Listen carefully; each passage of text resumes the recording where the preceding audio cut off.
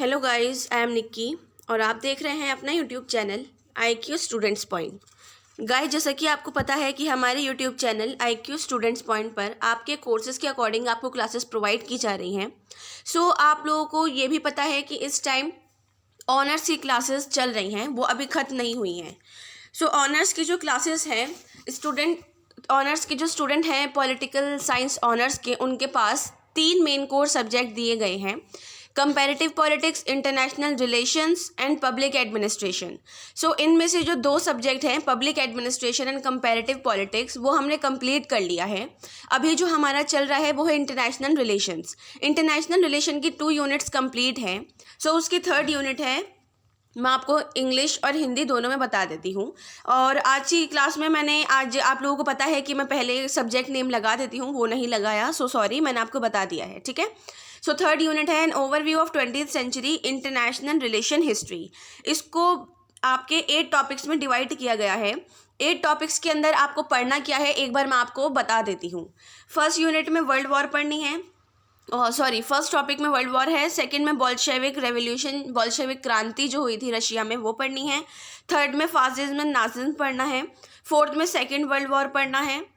5th में cold war emergency. 6th में 7th में USSR का जब एंड हुआ था वो पढ़ना है। और लास्ट में ये आपका पोस्ट सेंट्रल पावर्स और डेवलप जो हो रही थी कंट्रीज़, वो पढ़नी है।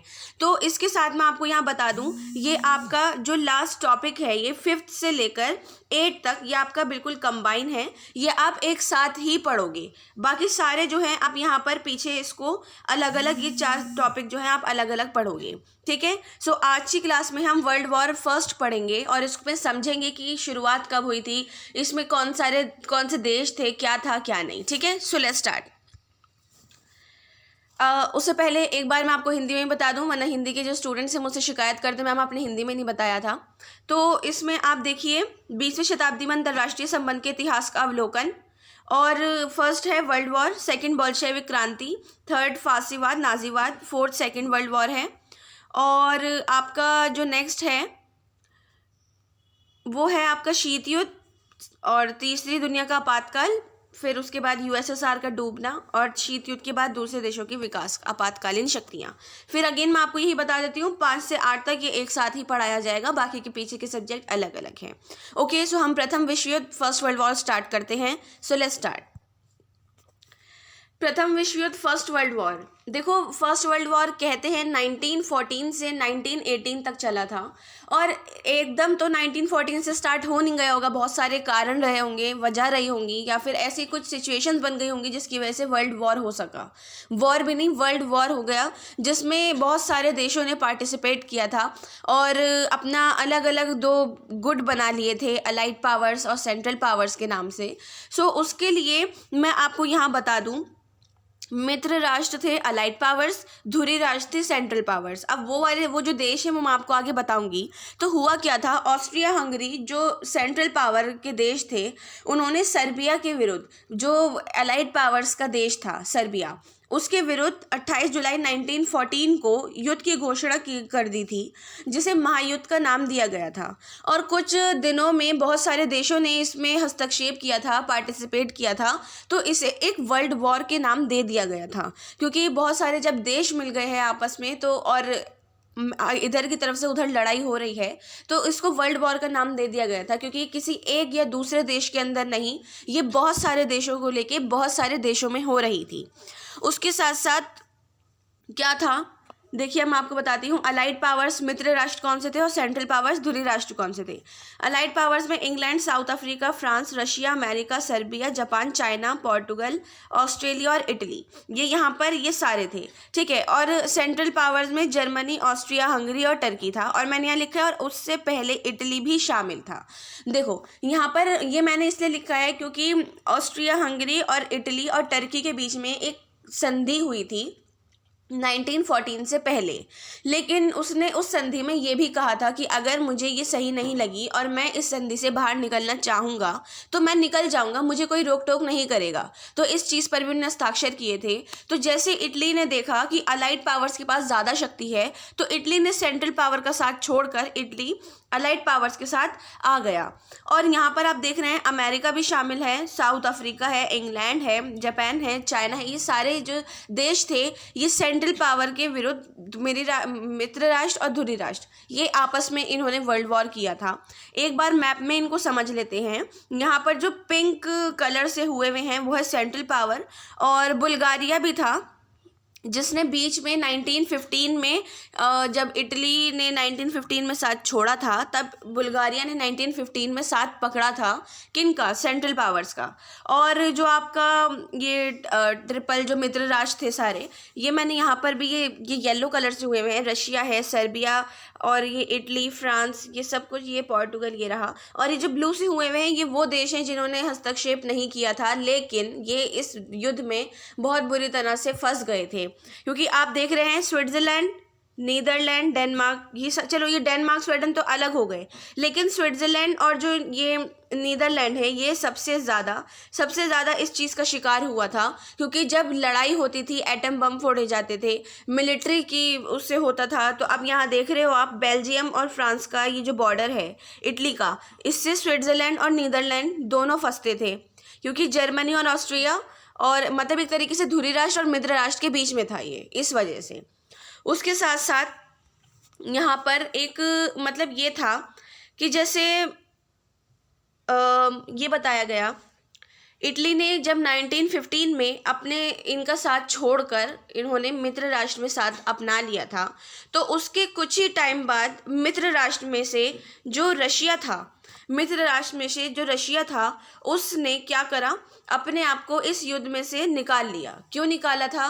क्योंकि 1917 में और बोल्शेविक क्रांति हुई थी। बोल्शेविक क्रांति रशिया में हुई थी। रशिया में आपस के दो जो स्टेट्स थी वो आपस में भिड़ गई थी, लड़ चुकी थी।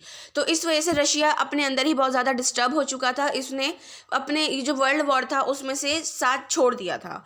उसके साथ साथ जब रशिया ने यहाँ से साथ छोड़ा था तो जापान ने उसी टाइम पर इनका साथ अपनाया था और ये इसके साथ शामिल हुआ था। और 18 नवंबर में क्या हुआ था 1918 में कि मतलब एक तरीके से ये देखा गया था कि जर्मनी ने आत्मसमर्पण करके इस युद्ध को ख़त्म कर दिया था। अब ये क्यों करा था इसको आप आगे पढ़ोगे। क्यों जर्मनी ने आत्मसमर्पण करके इस पूरे युद्ध को समाप्त करने की घोषणा कर दी थी? उसने बोला कि हाँ हम हारते हैं, मैं अपना आत्मसमर्पण करता हूँ और इस युद्ध को ख़त्म कर दूँ। अब आप देखो आगे कि ये सब हुआ कैसे था। तो आप अब देखो कि सबसे पहले कारण क्या थे प्रथम विश्व युद्ध के। सबसे पहला आएगा सरायवो कांड, सरायवो इंसिडेंट, जिसकी वजह से ये सब कुछ स्टार्ट हुआ था। सरायवो इंसिडेंट स्टूडेंट एक्चुअली में था क्या? देखो, सरायवो इंसिडेंट्स एक 1914 के स्टार्टिंग में यूरोप में दो परस्पर गुट बढ़ गए थे। त्रिमैत्री और त्रिसहमति दो थे और इनके सदस्य देश की युद्ध सैनिक मतलब तैयार थे, बहुत तैयारी में बहुत ज़्यादा व्यस्त थे कि हाँ हम इस देश लड़ना है, हमें ये करना है। तो त्रिमैत्री और त्रिसहमति सब अपने में सैनिक बनाने में, उस सब करने में बहुत ज़्यादा बिजी थे। तो हुआ ये था कि बोस्निया प्रांत की राजधानी में सरायवो में, बोस्निया प्रांत है, एक स्टेट है, उसकी राजधानी है सरायवो। वहाँ पर दिन दिहाड़े 28 जून 1914 को ऑस्ट्रिया हंगरी के राजकुमार crown prince archduke Franz Ferdinand, इनका ये नाम है, इनकी हत्या कर दी गई थी और साथ में इनकी वाइफ और इनके बच्चों को भी मार दिया गया था। तो ये सबसे पहला एक आपका रीज़न था जिसकी वजह से युद्ध स्टार्ट हुआ था। उसके बाद आपको मैं एक बार बता देती हूँ मतलब ओवरव्यू कि कौन कौन से थे। गुप्त संधियाँ थी, सैन्यवाद था और नौसैनिक नेवल थे। ठीक है, अब आपने सरायवो कांड देखा कि सरायवो कांड में हुआ क्या था और किस वजह से लड़ाई स्टार्ट हुई थी। अब हम देखते हैं गुप्त संधियाँ, टेरिटरीज जो हुई थी। देखो ट्रीटी एक तरीके से मैंने आपको ये बताया ना, जब स्टार्टिंग में इटली ने मित्र राष्ट्र का, अलाइड पावर्स का साथ अपनाया था तो उसमें ये देखा गया था इटली ने 1914 से पहले एक ट्रीटी कर रखी थी, जिसमें उनने ऑस्ट्रिया हंगरी से, जो धुरी राष्ट्र का सेंट्रल पावर के देश थे, उनके साथ एक ट्रीटी करी कि अगर मैं इस देश मतलब निकल जाता हूँ और आपका साथ छोड़ देता हूँ तो मुझे आप कोई पाबंदी नहीं लगाएंगे, ना आप मुझे मारेंगे। ठीक है, तो ये वाली कुछ इस टाइप की संधियाँ होती थी, जिसकी वजह से ये आगे चलकर एक बहुत बड़ा युद्ध बन गया था। बहुत सारी संधियाँ हुई। एग्जाम्पल के तौर पे मैं आप एक दो बताती हूँ आपको। जैसे 1881 में नवीनीकरण किया गया था किसका, 1878 में एक संधि हुई थी, और उन्होंने वो रूस, जर्मनी, ऑस्ट्रिया हंगरी तीनों के बीच में हुई थी। अब रूस और जर्मनी, रूस आप जानते हैं वो मित्र राष्ट्र का उसमें चला गया था, और जर्मनी और ऑस्ट्रिया हंगरी सेंट्रल पावर का था, लेकिन रशिया ने साथ में की थी। तो आपस में इन लोगों में इतना बढ़ गया था, इतना मेंटली टॉर्चर्ड के टाइप पे, कि हाँ इन लोगों ने हमारा साथ छोड़ दिया और ये कुछ भी नहीं होता है, अगर हमने ऐसा किया है या इन लोगों ने ऐसा किया है तो हम फिर भी लड़ेंगे। तो वो जो वर्ल्ड वॉर का टाइप उन्होंने एक तरीके से रूप ले लिया था, वो इसी वजह से एक सबसे बड़ा कारण ट्रेडरीज को ही देखा जाता है। उसके साथ मिलिट्री, देखो सैन्यवाद का क्या सबसे ज़्यादा हस्तक्षेप था इसमें। अमेरिका को आपने देखा अलाइड पावर्स में शामिल था, जिसमें बहुत सारे देश थे। अलाइड पावर्स में जब वो शामिल था, और अमेरिका एक ऐसी मात्र शक्ति थी जिसके पास स्टार्टिंग से सब कुछ था, एक तरीके से atom bombs, military, submarines, airplanes, बहुत सारी चीज़ें अमेरिका के पास थी।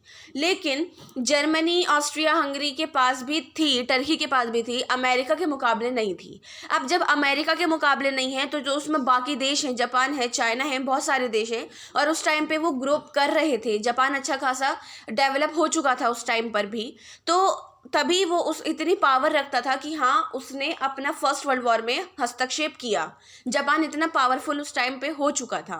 तो यहाँ पर ये बताया गया कि अमेरिका के पास इतनी ज़्यादा सैन्य शक्ति थी, और भी जो उसमें देश शामिल हैं उन सबके पास, कि इन लोगों ने एक सबसे बड़ा ये कारण बना कि उन लोगों में घमंड आ गया कि हमारे पास सैन्य शक्ति ज़्यादा है, लड़ लो हम तो तुम्हें मार ही देंगे। ये वाली बात एक सबसे बड़ा मिलिट्री जो है एक कारण बन सका। उसके साथ है नेवल। देखो एक तरीके से नौसैनिक, ये जो आपका है सबमरीन्स की और शिप्स की मैं बात कर रही हूँ यहाँ पर। सबमरीन्स सबसे ज़्यादा इंपॉर्टेंट होती हैं युद्ध के टाइम पर, कि पानी के नीचे से जाकर वार करना। ये बहुत बड़ी बात होती है स्टूडेंट्स, कि एक तरीके से छुपकर आप किसी देश के अपने समुंदर पार करके उसके साइड गए हो और आपने उस पर वार कर दिया है। तो यहाँ पर ये बताया गया कि अमेरिका के पास, मतलब एक तरीके से ब्रिटेन जो था, इंग्लैंड जो था, उसके पास 49 सबमरीन्स थी और जर्मनी के पास 29 थी। अब आप गैप देखो यहाँ पर कितना हो गया, जर्मनी के पास 29 और ब्रिटेन के पास सिर्फ 49। और जब ब्रिटेन के पास ही 49 है तो बाकी के जो देश उसमें शामिल हैं उनके पास कितनी होगी। तो एक ये भी सबसे बड़ा कारण था युद्ध का, कि इन लोगों के पास ये भी एक पावर थी, हमारे पास सबमरीन्स हैं, शिप्स हैं, हम उससे तोप भी छोड़ सकते हैं, सबमरीन से बहुत कुछ कर सकते हैं, एटम बम्स थे, वो सारी चीज़ें उन लोगों ने एक अपना जरिया बना लिया था कि हम सेंट्रल पावर के जो देश हैं ऑस्ट्रिया हंगरी, जर्मनी और टर्की, इसको हरा कर ही मानेंगे। उसके बाद है अंतर्राष्ट्रीय संगठन, समाचार पत्र, पत्रिकाएं और नेता। देखो इंटरनेशनल ग्रुप्स का ये रहा था उस टाइम तक, सच बात यह है कि यूएन नहीं थी, यूनाइटेड नेशन बिल्कुल भी नहीं थी। और यहाँ पर ये देखा गया कि अगर उस टाइम पे यूनाइटेड नेशन होती तो वर्ल्ड वॉर जो हुआ ये इतना नहीं बढ़ता, ये बिल्कुल भी नहीं बढ़ता। इसको अब आप एग्जाम्पल मैं आपको दूं, अगर पाकिस्तान हिंदुस्तान में लड़ाई होती है और बहुत बुरी होती है तो वो एक इंटरनेशनल मुद्दा बन जाता है जिसको यूनाइटेड नेशन संभालती है, ठीक है। और आप यहाँ देख रहे हो ना, ये जो फ्लैग्स लगे हैं ये यूनाइटेड नेशन में ही लगे होते हैं। सभी देश के फ्लैग यूनाइटेड नेशन में होते हैं क्योंकि वहाँ पर सभी का हस्तक्षेप होता है, सभी की पूरी भागीदारी उसमें होती है, ठीक है, सभी देशों की। तो यहाँ पर ये देखा गया कि अगर फर्स्ट वर्ल्ड वॉर के टाइम पे यूनाइटेड नेशन डेवलप होता या होता भी अच्छे से होता पूरा, तो यहाँ ये प्रथम विश्व युद्ध शायद बिल्कुल भी नहीं हो पाता, वो इस युद्ध को संभाल लेता। अगर सरायवो कांड होता, ठीक है ना, सरायवो कांड हो जाता तो वो यूनाइटेड नेशन का मुद्दा बन जाता क्योंकि एक कंट्री के दूसरे कंट्री को मारा है, तो वो यूनाइटेड नेशन संभाल लेती और फिर युद्ध होता ही नहीं। तो यूनाइटेड नेशन को एक सबसे बड़ा कारण भी माना जाता है इन सब कारणों में से, कि अगर एक इंटरनेशनल इंस्टीट्यूट या ग्रुप्स होता, कोई भी होता, तो इस चीज़ को संभाल लिया जाता। न्यूज़पेपर पत्र पत्रिकाएं की क्या भागीदारी, आप बोलेंगे मैम इसमें क्या वो होता है। देखो इसमें ये बताया गया कि आप लोग अभी 12th से निकल कर आए हो, आप लोगों ने कार्टून्स पढ़े होंगे, है ना, कि एक लेडी के साथ एक जेंट्स बैठा है, उसको अमेरिका चाइना बना दिया, पीछे से लेडी का एक हाथ चूमता हुआ आदमी है, उसे इंडिया बना दिया। यहाँ पर ये जो गुप्त संधियाँ होती थी इसको इस तरीके से दिखाया जाता था 12th क्लास में आपको। तो वो सबसे बड़ा एग्जाम्पल है। वो कार्टूनिस्ट क्या करते थे, न्यूज़पेपर में ऐसे डाल देते थे कि देखो चाइना जो है वो इसका साथ दे रहा है, या अमेरिका ने ये करा वो करा। उस वजह से आपस के देशों में बहुत ज़्यादा दुश्मनी बढ़ जाती थी और वो युद्ध के लिए खड़े रहते थे कि हाँ हम युद्ध करेंगे, हम इनको मार देंगे, ये हमारे खिलाफ बोलते हैं। तो न्यूज़पेपर में जो छपता था लोग वही मानते थे, वही पढ़ते थे। कभी किसी के बारे में झूठी अफवाह फैला दी कि ये देश तो ये करने वाला है, एटम बम फोड़ने वाला है, ये करने वाला, जबकि ऐसा कुछ नहीं होता था। तो न्यूज़पेपर की भी बहुत ज़्यादा भागीदारी थी। पॉलिटिशियंस की क्या भागीदारी थी, पॉलिटिशियंस की सबसे बड़ी भागीदारी ये थी कि सब अपना अपना फ़ायदा देखते थे, अपना कहीं आक्रमण करने के लिए, कहीं कुछ करने के लिए अपना फ़ायदा उन्होंने देखा। क्या हुआ, कुछ नहीं हुआ, युद्ध छिड़ गया, आम जनता का नुकसान हुआ, जगहों का नुकसान हुआ, जितनी ज़मीनें थी एटम बम गिरे तो उस बंजर हो गई, ना रहने के काबिल, ना कुछ खेती के काबिल, किसी चीज़ के काबिल नहीं। तो पॉलिटिशियंस ने भी इसमें बहुत अच्छे से भागीदारी निभाई अपनी, कि अपना अपना देखा उन्होंने, ये नहीं देखा कि कितना बड़ा नुकसान हो सकता था, और वो हुआ भी। क्योंकि जो इसमें वर्ल्ड वॉर हुआ था तो कोई छोटा मोटा नुकसान नहीं हुआ था, लाखों की तादाद में लोग मरे थे, कितनी स्टेट्स बर्बाद हो गए थे, कुछ स्टेट्स तो इतने बम गिरे वहाँ पर कि वो गायब ही हो गई, पता ही नहीं लगा कि कोई राज्य भी था इस देश के अंदर। अब हम देखते हैं प्रथम विश्व युद्ध के परिणाम। देखो परिणामों के दृष्टिकोण से प्रथम विश्व युद्ध को विश्व इतिहास का एक परिवर्तित बिंदु माना जाता है, कि इतिहास का एक चेंज करने वाला बिंदु माना जाता है। इसके अनेक तत्कालीन और दूरगामी परिणाम हैं। इस युद्ध का प्रभाव राजनीतिक, सैनिक, सामाजिक और अर्थव्यवस्था पर बहुत ज़्यादा पड़ता है। अब मैं आपको कुछ परिणाम बता देती हूँ। सबसे पहला है साम्राज्य का अंत। साम्राज्य जो था उसका अंत हो गया। प्रथम विश्व युद्ध में जिन बड़े साम्राज्य का केंद्रीय शक्तियों के साथ भाग लिया था उनका युद्ध के बाद पतन हो गया था। पेरिस शांति सम्मेलन के परिणाम स्वरूप ऑस्ट्रिया हंगरी साम्राज्य बिखर गया था। जो मैंने आपको जैसे ही बताया कि पेरिस शांति सम्मेलन के परिणाम स्वरूप ऑस्ट्रिया हंगरी साम्राज्य बिल्कुल बिखर गया था, ठीक है ना। तो पेरिस सम्मेलन जो ये हुआ था उसके इसमें क्या हुआ था, जर्मनी से एक संधि पर हस्ताक्षर करवाए गए थे आफ्टर 1914 के युद्ध के बाद, जब उन्हें अपना आत्मसमर्पण कर दिया था, ठीक है ना, 1919 में 28 जून को। तो उसके बाद ये जो देश थे ऑस्ट्रिया हंगरी साम्राज्य जो था ये बिल्कुल बिखर गया था, क्योंकि जर्मनी से अलग हो गया था इस वजह से, ठीक है। सो स्टूडेंट, मैं नेक्स्ट पॉइंट आपको बताने से पहले एक बात बता देती हूँ कि मैंने अभी आपको पीछे जो सरायवो कांड बताया है, सरायवो कांड में मैंने आपको बोस्निया के बारे में बताया है और सरायवो एक जगह है उसके बारे में बताया है, ठीक है ना। सो मैं उसको अगेन आपको रिपीट कर देती हूँ। मैंने आपको उसमें बताया नहीं कि दक्षिण पूर्व यूरोप में बाल्कन प्रायद्वीप जो है वहाँ पर एक स्थित है ये देश बोस्निया, और उसकी राजधानी है सरायवो, ठीक है, ये याद रखिएगा आप। And student, I am really sorry, मेरे मुँह से उस टाइम वो स्टेट निकल गया था, बोस्निया स्टेट नहीं है। मैंने जैसे आपको बताया, अगेन रिपीट कर देती हूँ, दक्षिण पूर्व यूरोप में बाल्कन प्रायद्वीप पर एक स्थित देश है जिसकी राजधानी है सरायवो, जहाँ पर वो राजकुमार और राजकुमार की वाइफ को मारा गया था, जिसे सरायवो कांड के नाम से जाना जाता है, और युद्ध का वो सबसे पहला कारण बना था, ठीक है। अब इसका सेकेंड परिणाम देखते हैं, विश्व मानचित्र में परिवर्तन। प्रथम विश्व युद्ध के बाद विश्व मानचित्र में परिवर्तन आया। साम्राज्यों के विघटन के साथ पोलैंड, चेकोस्लोवाकिया, यूगोस्लोवाकिया जैसे नए राष्ट्रों का उदय हो गया था, ठीक है। अब मैंने आपको पीछे मैप में बताया था कि बीच में जो स्विट्जरलैंड और नीदरलैंड आ रहा था उसको भी बहुत ज़्यादा प्रॉब्लम हो गई थी युद्ध की वजह से। इनके बीच में जब लड़ाई हो चुकी थी तो जो उनका जगह थी वो थोड़ी थोड़ी बढ़ गई थी। लोगों ने आपस में भी इतने युद्ध हो गए थे कि अपनी एक अलग अलग जगहें बना ली थी। उसके साथ ऑस्ट्रिया, जर्मनी, फ्रांस और रूस की सीमाएं बिल्कुल बदल गई थी। बाल्टिक साम्राज्य रूसी साम्राज्य से स्वतंत्र कर दिया गया था। यह आपने पढ़ा है 12th क्लास में कि बाल्टिक साम्राज्य और रूसी साम्राज्य में कितनी ज़्यादा मतभेद हो गए थे, लड़ाइयाँ चली थी, तो उनको भी स्वतंत्र कर दिया गया। एशिया और अफ्रीकी उपनिवेशों पर मित्र राष्ट्रों का अधिकार करने के लिए वहाँ भी परिस्थिति बिल्कुल बदल गई थी। तो विश्व मानचित्र में परिवर्तन इसी तरीके से आया था। द्वितीय विश्व युद्ध का बीजारोपण हो गया था। अब फर्स्ट वर्ल्ड वॉर जब हुआ तो सब मित्र राष्ट्र जो अलाइड पावर्स थी वो बैठी हुई थी, भरी बैठी हुई थी कि हाँ हम मारेंगे, ये करेंगे, वो करेंगे। लेकिन थोड़ा बहुत होने के बाद, जब 1918 तक चलने के बाद इन लोगों ने, जर्मनी ने अपना आत्मसमर्पण करके इसको ख़त्म कर दिया था। तो प्रथम विश्व युद्ध ने सेकेंड वर्ल्ड वॉर के बीज बो दिए थे।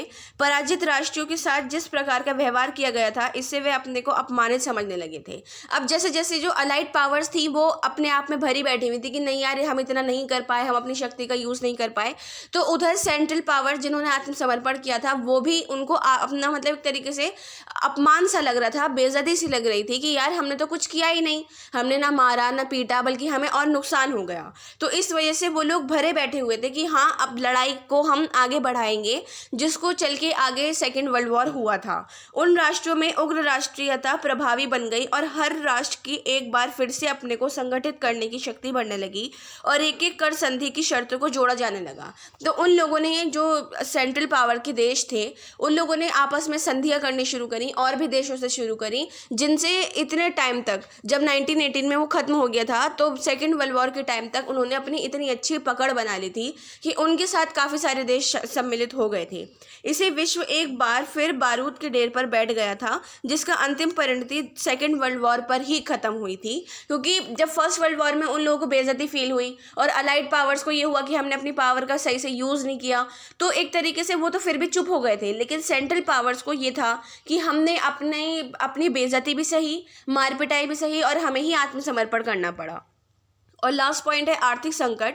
प्रथम विश्व युद्ध ने विश्व में आर्थिक संकट उत्पन्न कर दिया था। वस्तु के मूल्य बढ़ गए, मुद्रा स्थिति की समस्या उठ खड़ी हुई थी। अब आप ये एक चीज़ यहाँ देख रहे हो, जब मैं आपको पीछे से बताती हुई आ रही हूँ कि शिप्स ने तोप छोड़ी, सबमरीन्स ने अपने पूरे काम किए, एटम बम्स गिरे और सैनिकों ने अपनी पूरा काम किया, गोलियाँ चलाई, पत्थरबाजी करी, सब कुछ करा। तो उसकी वजह से कितना ज़्यादा नुकसान हो गया, चीज़ें भी टूटी, इंसान ख़त्म हो गए। तो इस वजह से मुद्रा स्थिति बहुत ज़्यादा, मतलब एक तरीके से पैसा बहुत ज़्यादा बढ़ गया था। हर छोटी छोटी चीज़ को बहुत महंगा करके बेचा जाने लगा था कि लोग जिस तरीके से खरीदेंगे तो उस तरीके से उनको भी प्रॉफिट होगा। तो जब लोगों के पास पैसा ही नहीं था, इतना ज़्यादा नुकसान हो गया था, तो उस वजह से भी मतलब ये परिणाम देखे गए थे कि बहुत लोग उसमें भी मारे गए थे, भूखे रहकर मारे गए थे। और संपूर्ण विश्व में आर्थिक अवस्था व्याप गई। ऋण का भार बढ़ने से जनता पर करों का बोझ बढ़ गया था। सेम वही वाली बात जैसे मैंने आपको यहाँ बता दिया, टैक्स ले लेकर, कर ले लेकर, लोन ले लेकर लोगों ने काम किया था और वो नहीं चुका पाए थे, तो वो क्या होता था, वो फांसी लगा लिया करते थे या अपनी जान दे देते थे, जहर खा लिया करते थे, छत से कूद जाते थे या गाड़ी के आगे आ जाते थे, ट्रेन चलती थी उनके सामने आ जाते। तो ये सारी चीज़ें देखा गया था, जिसकी वजह से आगे तक बहुत ज़्यादा नुकसान होता रहा था। ठीक है स्टूडेंट्स, जो आपका फर्स्ट वर्ल्ड है उसके कारण और परिणाम यहाँ पे ख़त्म होते हैं। और नेक्स्ट क्लास में हम बोल्शेविक क्रांति, बोल्शेविक रेवोल्यूशन पढ़ेंगे। आप हिंदी में भी देख लीजिए एक बार। मैं अगेन यहाँ बता देती हूँ, कारण और परिणाम इसके मैंने आज की क्लास में ख़त्म कर दिए हैं। आज की क्लास से लेकर कोई भी क्वेश्चन हो, डाउट हो या सजेशन हो, तो आप हमसे कमेंट बॉक्स या हमारे टेलीग्राम चैनल पर पूछ सकते हैं। Okay, so thanks for the watching and best of luck all.